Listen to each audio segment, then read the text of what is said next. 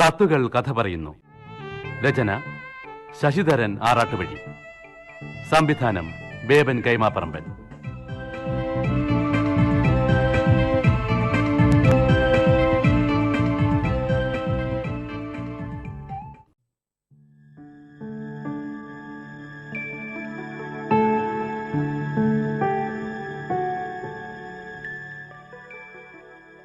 എൻ്റെ നന്ദേട്ടന് വിരസമായ ദിനങ്ങളായിരുന്നു പോയ ആഴ്ച എനിക്ക് സമ്മാനിച്ചത്. ഒരു പത്രപ്രവർത്തക അലസയാകുന്നത് കണ്ട് നന്ദേട്ടൻ ഇപ്പോൾ ഊറിച്ചിരിക്കുന്നുണ്ടാവുന്നറിയാം. അതും സംഭവബഹുലമായ മുംബൈ നഗരത്തിൽ. രാത്രി ഏറെ ഇരുട്ടിയിട്ടും നഗരം ഉറങ്ങിയിട്ടില്ല.